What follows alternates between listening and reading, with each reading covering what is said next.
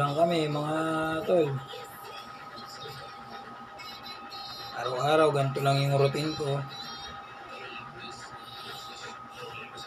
Alaga sa bata. Kaso dito sa bahay. Maghugas. Maglaba. Saing. Magwalis. Open lang ako mga tol. Gusto ko lang ba mag-share ng totoong buhay, problema, natural na yung problema, di ba? Siguro may mga ibang kapareho, mga problema ko ngayon. Para makarelate lang din yung iba o share ko lang din.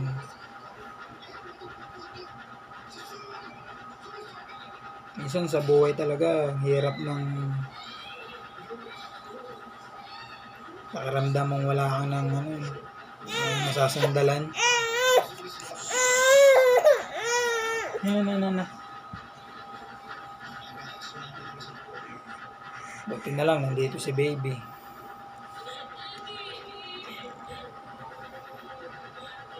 Apat na buwan na ako walang bahay dito sa bahay mga tol. Di ko akalain na kakaganto ko bigla. Simula lang to na na-stop ako sa trabaho. Galing mong magpasaya,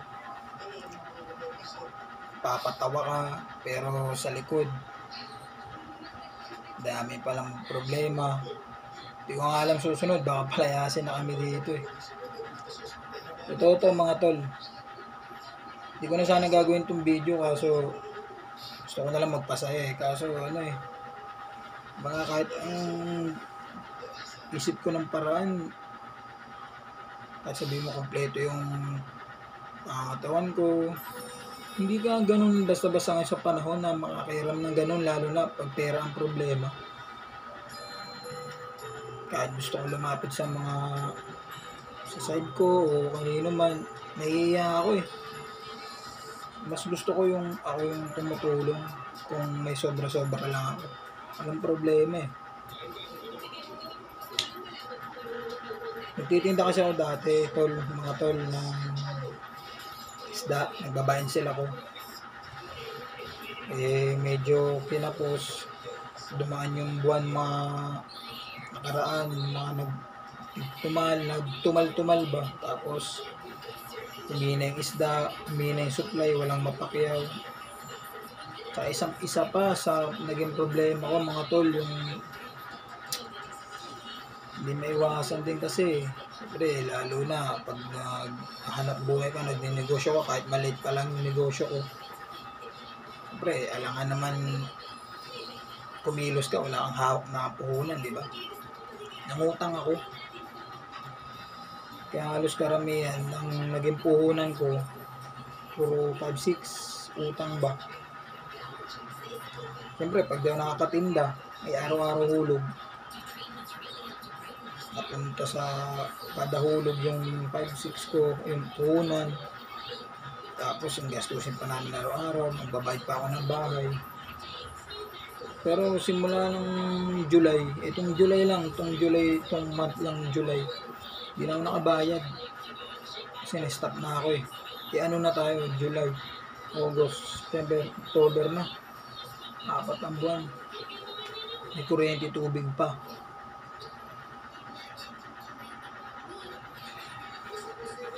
Ayoko naman iasa sa asawa ko lahat. Buti nga yung bago ako mahinto,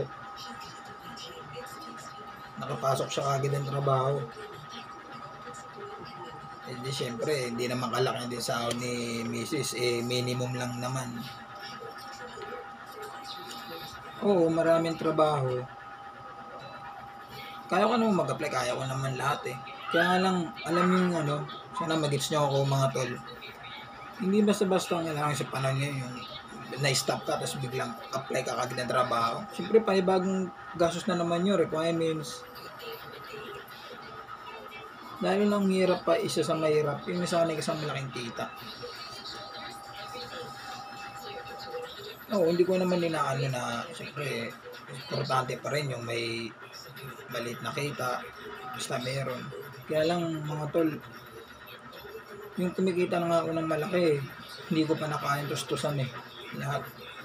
Paano pa pag mag-apply ako? O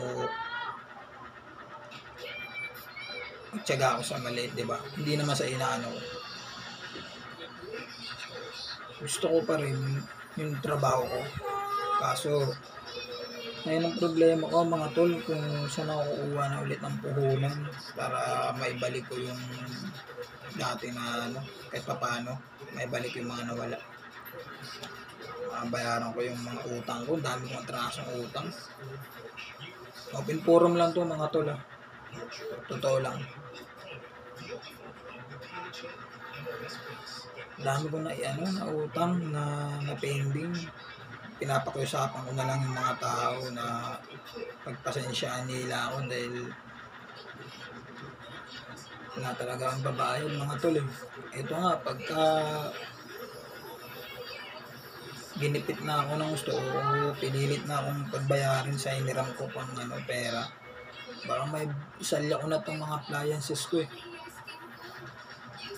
Yan, ito yung mga nabili ko to, yung yung kumikita pa. Ayan, aircon. Ayan, magkano lang naman din yan, di ba? Yung TV, yan. Tapos yung rep ko doon.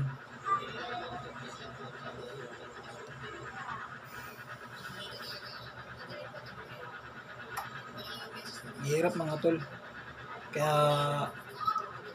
kaya ko talaga sa mga nagsisimula pa lang o mga mas bata-bata sa akin. Hanggat kumikita kayo, tabi-tabi na kayo. Hirap talaga pagka biglaan nagkaroon ng problema tapos wala kang makuhanan o matakbuhan. Kasi dati nagpakasasa din ako yung meron pa.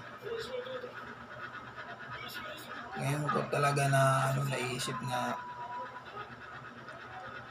kahit anong laki na angkan mo o marami kang kaibigan o basta o marami kang pera o pag hindi ka talaga natutong mag-ipon, wala nang mangyari sa pagdating ng panahon. Ikaw lang din mahihirapan. Tulad ngayon, gatas na baby kanina. Wala talaga. Nakadiskarte lang. Maliit na buo na lang yung nabili ko.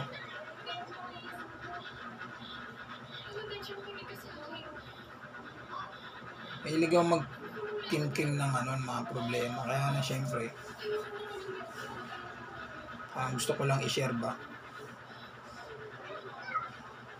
Lalo uso naman yung social media, yung nalalaman yung buhay ng ibang tao. Wala naman saan problema yun kahit sa makarating tong video ko o walang problema sa akin yun. Totoong tao lang kasi ako, sinasabi ko lang yung totoo. Kala ng iba, happy lang ako kasi nagko-content ako. Pero deep inside, yung sa likod nun, problema.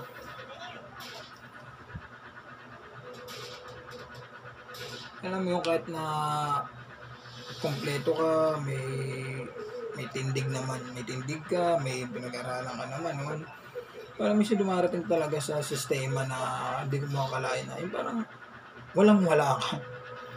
Yung next mo yun, tol, yung sinasabi ko, yung walang-wala ka, yung kahit halagang 150 pesos, hirap kang makuha. Hirap kang ma-discarte yan o mahingi o mautang. Minsan tsatsaga na lang kami sa loob na kami pa Kaya nga inisip ko na lang, ano pa yung, kung nararanasan ko to, paano pa yung iba, di ba? Yan lang kasi minsan, madrama kasi yung sa buhay minsan. Pero sana makabalik ako sa pagtitinda, mabayaran ko lahat ng mga naging utang ko. Kasi ayoko rin na may utang, naiiya ako eh. Nagawa ko lang naman din yun para sa pamilya ko, syempre. Yan kasabihin nga, di ba? Uutang ka para mabayaran din yung isang utang mo. Ano, choice ako eh, kasi lalo na bilang lalaki, di ba? Paninindigan tayo na kailangan gampanan ko lahat. Gampanan ko lahat. Kaya minsan talaga sa sarili mo, kahit hindi mo na ikwento sa iba, yung parang hirap na. Parang pasan mo na lahat ah. Pero syempre, sabi nga ng iba, hanggat may buhay, may pag-asa. Walang sukuan. Tama naman. Kaya ako, na-share ko lang naman to. Kasi nga, 4 na buwan na akong hindi nakabayad ng bahay. Tapos kahit lumabas ako, wala naman akong kagad-agad na madidiskartean agad-agad na gano'n. Doon ko na-realize na yung pera din pala may kahit paano may value talaga sa mundo. Kahit na sabi iba, oh pera lang yan, madaling kitain yan. Oo, totoo naman talaga pag kumilos ka. Pero minsan talaga pagka may isip mo lalo pag nabuburyo ka, mag-isa ka na dito sa bahay, alaga ka. Iba rin pala talaga yung pera. Ultimo kahit pambili niya lang isang pirasong itlog, yung malanlaman yung bulsa mo. Naranasan ko na. Hirap. Siyempre, bilang lalaki, taste na lang. Eh, kaya ko naman talaga kahit saan mo ko dalo, walang problema eh. Pakainin mo ako ng talbos-talbos lang. Kaya siyempre, bilang lalaki, parang yung biglang paghinto mo, parang na-down ka bigla, o parang isip mo na, ba yan? Dapat ako yung lalaki na ako dapat kumikilos dito lahat. Ako dapat nagtutustos sa pamilya ko na ganito, ganyan, bibigay ko yung pangangailangan nila lahat. Pero yung ikaw pa yung biglang parang natumba. Naubusan ka bigla ng Ayun, buti na lang di si Mrs.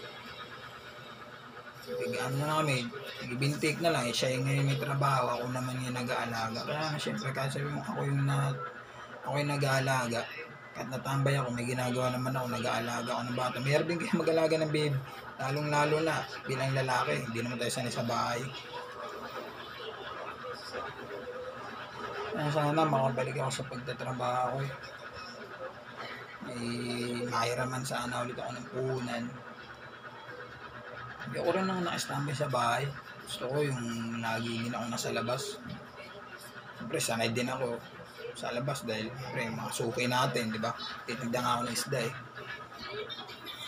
Sa palengke ko eh. Pero, ayun ko ba?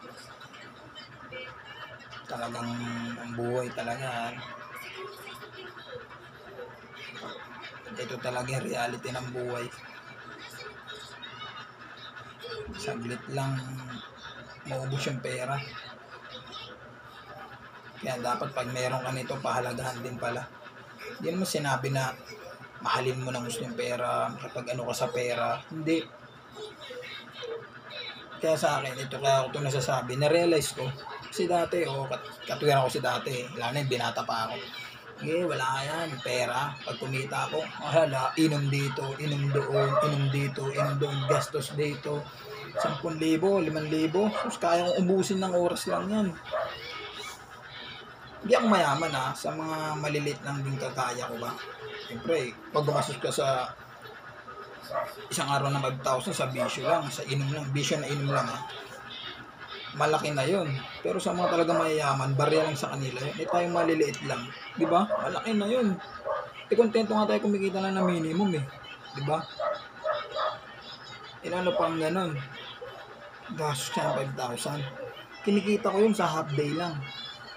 Kasi alam niyo yung negosyo, di may jackpot. Titinda ako ng isda. Alas 6 lang, alas 4 madaling araw, maglalatag na ako ng paninda ko niyan. Diyan ako sa Malabon sa bayan. Alas 4 madaling araw. Mga alas 9 lang ng umaga. Pinakasagad na nun, tanghali. Alos sobra lang ng half day. 5,000 nakita ko. Kalakasan ng isda nun. Ano yun pandemic. Pero yung tao, pagka sinabi ko, mag-lockdown lang itong araw, chinechempo namin yun, kailangan may tinda kami. Kaya yung tao, kahit anong sila, bili. Ang bili talaga. Inubos ko lang ng inubos yun. Lumipas ang taon. Tapos nagkapamilya ako. Yun. Yung una naisip na, sayang mga pera ko dati. Dapat ngayon na nagpamilya ako, kung natabi ko yun, sana mahirapan. Pero, sabi nga, di ba? Sabi ko nga, hindi natin para pa mahalin yung pera. Pera lang yun, kapayang kitain yun. Pero, ang hirap pa rin pagka wala akong pera talaga. Ultimo kahit isang Pampers. Magkano ng Pampers? 10 yata, 12 sa iba. Kung wala kang madukot, gets nyo yun. Alam nyo yun. Dumating ako sa point na ganun, mga tol. Kung ako nagsalita ngayon na medyo nakatagay, mahal tumutulo na luha ko dito. Kaso, normal ako Kaya, malalim yung luha ko pag normal ako Pag nakainom lang din ako na mababaw yung luha. Isang itlog na to, kaya ko ngayon pag tipirin umaga hanggang hapon o minsan naabot na ng gabi. Pero katuwira ko nga, lalaki naman na kaya mag-taste. Gusto yung anak ko may gatas lang. Ayan, baby ko. Gusto siya, may gatas siya. Tayin ko na lang si Mrs. pagka uwi. Kung maka-diskarte ng ulam sa labas. Yun, tsaka kakain. Ang problema sa akin, lalaki ako. Kaya ko mag-taste Kaya sana karoon ako ulit ng puhunan. Nakabalik ako sa trabaho. Kaya kayo mga tol, pwede naman kayo mag-comment. Share tayo, ano problema? Usap tayo, wala nang problema sa akin. Pinaka-bonus ko na lang siguro kung mag-subscribe kayo sa YouTube channel ko. Kahit yun lang, subscribe lang. Jeffrey Manzano o kaya at Prayly Manzano _guhit na ganun. Tapos 01. Kasi yung iba, pag hinahanap yung Jeffrey Manzano, hindi lumalabas. Kaya yung pinaka-link ko na lang, yung at Prayly Manzano dash ba yun, yung guhit na gano'n. Tapos 01. Yun lang mga tol. Kung pwede kayo mag-comment, kung para makapulot din ako ng mga ano ko sa inyo, comment kayo. Pwede tayong kwentuhan. Kasi hindi naman ako anong tao. Totoong tao lang ako tsaka friendly rin talaga ako. Marami rin ng tropa, bragada, kahit sino naman siguro marami, di ba? Pero ang tunay lang. Hindi sa binubuhat ko sarili kong bangko. Gusto ko lang din kasi mga tunay. Yun lang mga tol. Marami pa ang gustong sabihin kaso baka abutin ng ilang oras tong video ko kung magdadrama ako. Share lang ba? Thank you mga tol. Yun lang.